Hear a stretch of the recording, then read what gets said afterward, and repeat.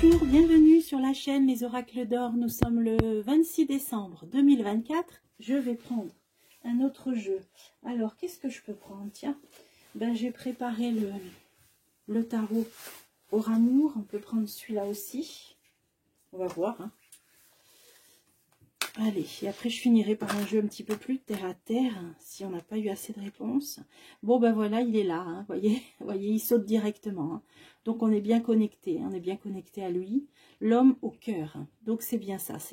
Je vous ai fait plusieurs vidéos depuis 2 ans maintenant. L'homme de cœur, l'homme providentiel. Donc moi il sortait dans mes cartes, hein. Il sortait depuis plus de 2 ans. C'est parce que j'aime bien laisser parler les cartes. Hein. Vous savez que souvent ben, je pars d'une page blanche et je demande à ce qu'on veut nous dire en fait. Et petit à petit on nous a annoncé petit à petit l'arrivée de cet homme. Hein. Vous pouvez revoir, il y a une certaine chronologie dans mes vidéos involontaires. Et là ça y est, on nous annonce son arrivée. Alors que peut-on savoir sur cet homme qui sera probablement accompagné d'une femme? Là il y a trop de cartes, mais qui sera quand même le personnage principal. On nous a dit qu'il avait un côté christique qui vient se réincarner dans cette période où l'homme s'est coupé de sa spiritualité. Et il nous annonce une fin d'un cycle, pour la naissance d'un nouveau cycle, où l'homme sera invité à apprendre les sciences sacrées. Allez, que peut-on savoir de plus sur ce grand monarque pour la France? Est-ce qu'il arrive bientôt? Est-ce qu'on peut avoir des éléments, d'autres informations? Alors, les souvenirs. Les souvenirs. Ah ben, elle est bien matérielle, oui. Ben là, ça c'est le côté matériel. Peut-être que ça ne sera peut-être plus qu'un souvenir d'être autant attaché au bien matériel. Hein. Ça peut pouvoir nous dire ça. Hein. Comme si on allait tirer un trait sur certaines choses, certaines habitudes. On va voir. Alors, que peut-on savoir sur l'arrivée de ce grand monarque? Peut-être peut-on en savoir plus sur la femme qui l'accompagnera. Alors... le triomphe. Bon, déjà, on nous dit bien qu'il va triompher. Hein, qu'il va arriver triomphant. Hein. On voit un personnage un peu comme avec une couronne, une coiffe en tout cas, un sceptre. Donc, triomphe, une alliance. Bon, il sera en couple, alors ça peut parler, bon, soit d'une alliance céleste, soit d'une alliance, d'un cercle aussi peut-être. Bon, on va voir. Ah, ben il y a encore cette carte de bien matériel. Et ça nous parlait de souvenirs. Est-ce que ça peut parler de reliques sacrées aussi peut-être? Anciennes, on avait les souvenirs. Oh, bah les forces du mal, elles sont là, elles sont bien en présence. Hein. Et le secret, donc pour l'instant on nous dit il y a des choses qui doivent rester cachées, hein, qui doivent rester secrètes. C'est le sentiment que j'avais eu. Donc on ne nous donnera que les informations que l'on doit et que l'on peut connaître. Hein. Eh ben, peut-être pour son bien, pour... le bien à mener, pour que sa mission aussi, le bien de sa mission. Alors, oh là, triomphe est cette meilleure carte du jeu qui nous apporte, qui nous annonce un grand bonheur. Donc déjà, ne doutons pas de son arrivée, il viendra, triomphera, et ça nous apportera un grand bonheur. Alors, cette alliance, le procès, alors ça peut parler d'un cercle avec des actions en justice, pourquoi pas. Ça peut nous parler de quelqu'un de divorcé, hein, peut-être aussi. Alliance, procès, ça peut parler d'un divorce. Alors je vois pas pourquoi. Bon, une belle protection. En tout cas, il y a une très belle protection. Une alliance, un procès. Bon, là, si on revient dans les temps anciens et dans les Saintes Écritures, on peut voir aussi Jésus, Marie, Madeleine, puisque certains disent qu'il aurait été peut-être en couple. Donc là, c'est des suppositions, c'est ce qui me vient. Le procès, c'est ce qui a conduit à sa crucifixion. Hein, donc, et on nous parle d'une protection. Donc là, on pourrait quand même, ça pourrait quand même, là, relater un petit peu cette notion de couple, sur laquelle, à propos de laquelle je voulais interroger justement aujourd'hui, ce couple, ce procès. Donc là, pour moi, ça nous reparle bien de Jésus. Hein. Là, ça parle bien de lui. Hein. Protection. Hein. Les mauvaises pensées. Et ouais, il y a eu, c'était comme une sorte de cabale hein, contre lui pour que, obtenir sa crucifixion, sa condamnation à mort. Hein. Ce procès. Hein.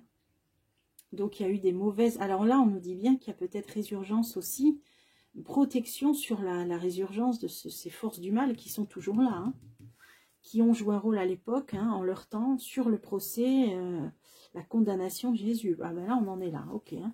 Alors, ces fameux biens matériels, et on a la pesée. Hein, ça me fait penser, vous connaissez maintenant à la carte la pesée de l'âme que je sors souvent dans l'oracle de l'Atlantide. On a bien les deux balanciers, c'est la pesée de l'âme, hein, de la conscience, la justice divine. Donc là, ça peut nous parler du monde matériel aussi, du plan sur lequel on est, sur le plan sur lequel nous vivons. Donc, ça nous dit bien qu'on arrive à l'heure d'un certain jugement, si on peut dire, d'une certaine justice, hein, l'heure des rétributions. Hein. La persévérance, donc on nous dit de tenir bon, la persévérance, qui en gros, il y aura une justice divine, voilà, c'est comme ça que sur notre plan, là cette fois-ci, parce qu'elle a peut-être déjà eu lieu dans l'astral, mais là on nous dit sur notre plan matériel. Alors les forces du mal, j'ai le double aspect, donc là, les forces du mal, elles peuvent agir, on nous dit là, de plusieurs façons, de différentes façons. Alors, il peut y avoir plusieurs aboutissements.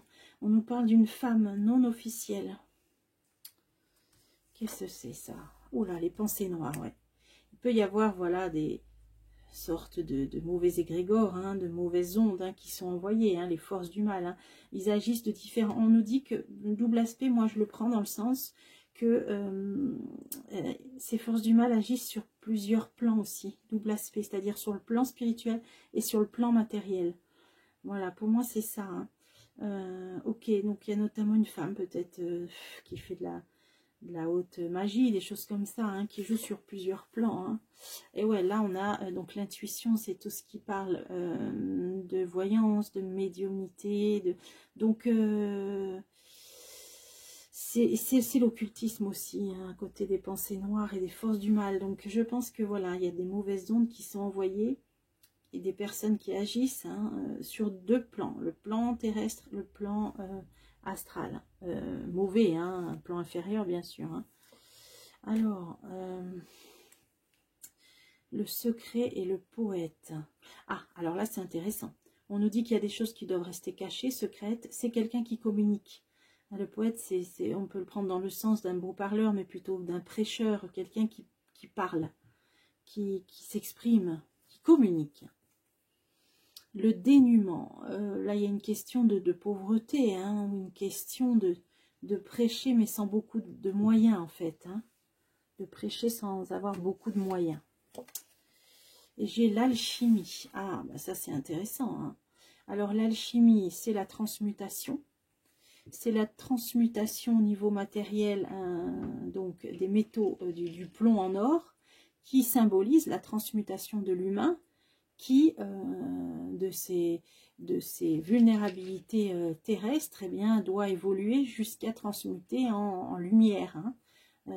Justement, doit se relier à sa partie divine pour s'extraire de sa condition physique d'homme, matérielle d'homme, d'humain plutôt, vers sa part divine. Donc ça, c'est la transmutation spirituelle divine et donc dont notamment les Templiers connaissaient donc aussi la transmutation chimique, l'alchimie des métaux pour transformer le plomb en or. Bon, ça fait partie de ce créer. C'est un homme qui communique, qui a peu de moyens et qui est peut-être versé dans il a peut-être certaines connaissances alchimiques. On va dire ça. Hein. Donc je pense qu'il appartient à un certain cercle, hein, probablement. Alors, on nous parle du passé, d'un passé lourd, de souvenirs lourds.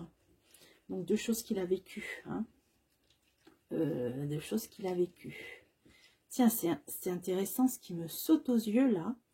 Ce qui me saute aux yeux, c'est les... Bon, là, pour moi, on est dans les Templiers. Pourquoi? Parce que je vous ai dit, ils avaient cette connaissance alchimique. Hein, ils avaient ramené, hein, notamment de leur voyage, comme je vous l'ai dit, en Orient, de très anciennes connaissances. Très anciennes connaissances. Et notamment, on l'a vu hein, lors des procès qu'ils ont subis hein, sous la torture.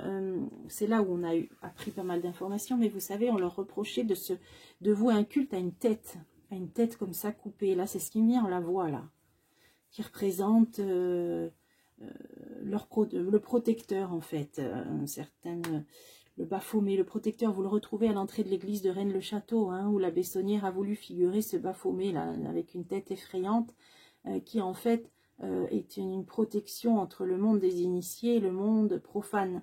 Et là, j'ai ce symbole sur la chimie. Là, pour moi, ça parle de Templier. C'est quelqu'un, pour moi, qui doit faire partie d'un ordre, d'ailleurs, secret. De dénuement. Alors, ils ont peut-être fait des vœux de pauvreté. Hein, voilà ce qui me vient. Peut-être un ordre où on leur demande de faire vœux de pauvreté ou alors qui est pas lucratif, qui est pas quelque chose de lucratif, qui soit lucratif. Pour moi, c'est Templier. Donc là, on a cette info. Il y a, pourquoi pas, ce serait pourquoi pas une réincarnation de Jésus. Ou en tout cas, on nous parle de mauvaises ondes par rapport auxquelles il a eu protection. Donc le Christ, à un moment de son procès. On nous parle de cette justice divine, hein, on nous dit persévérance, donc pas baisser les bras, justice divine arrive. On nous dit qu'il y a des forces du mal qui agissent sur plusieurs plans, hein, à niveau occulte. Et là, on nous dit que c'est quelqu'un, pour moi, hein, qui fait partie d'un ordre secret. Il y a des choses qui doivent rester secrètes aussi, des secrets qui doivent être gardés. Voilà, pour moi, c'est ça, et il y a un lien avec les Templiers. Allez, souvenirs lourds, tentation, épreuve.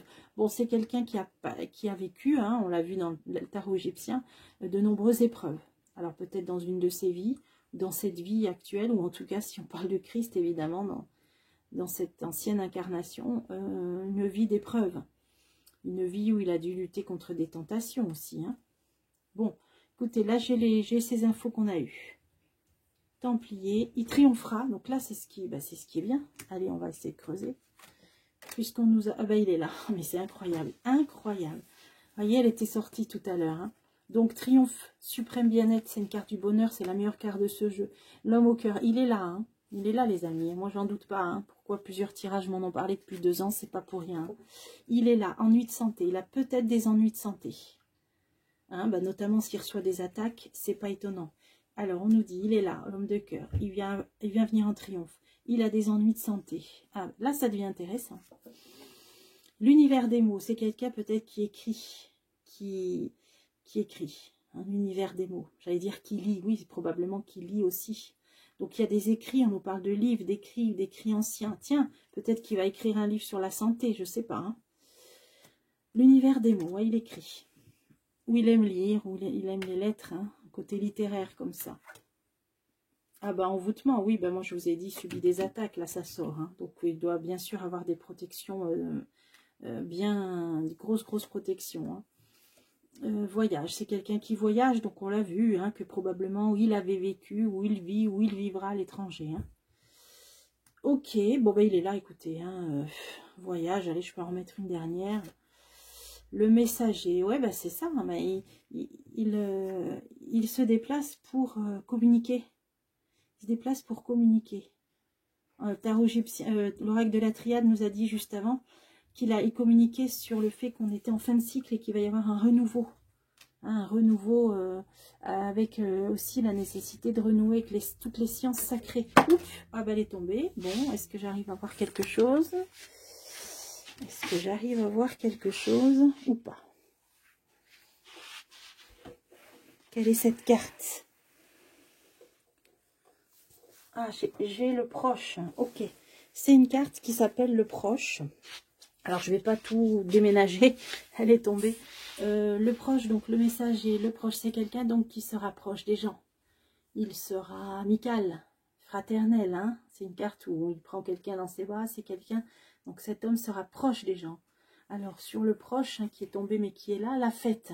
Bon, il y aura un rapprochement, il y aura peut-être une célébration, il voudra se rapprocher des gens, les rencontrer, aller à leur rencontre. C'est intéressant ça. Bon, alors écoutez, on a eu donc pas mal d'infos. Alors cette femme qui l'accompagne, pour moi, elle aura un rôle secondaire apparemment. Puisque là, c'est surtout lui qui est sorti. Donc pour moi, hein, bah écoutez, un lien avec les Templiers, cet homme-là doit certainement faire partie, en tout cas des connaissances ésotériques. On nous annonce bien son arrivée, il est là, il va arriver triomphant. Il est très attaqué, hein, on l'a vu aussi. Donc, bah écoutez, bon, ça sortira, il sortira au fur et à mesure des tirages, hein, là il n'y a aucun doute là-dessus. Et je suis très contente d'avoir pu avancer un peu. Donc, et d'avoir pu en savoir plus. Donc, je vais vous retrouver bientôt pour des prochains tirages. Méditez sur tout ça. C'est intéressant. Voilà. Allez, portez-vous bien et je vous retrouve bientôt pour des prochains tirages.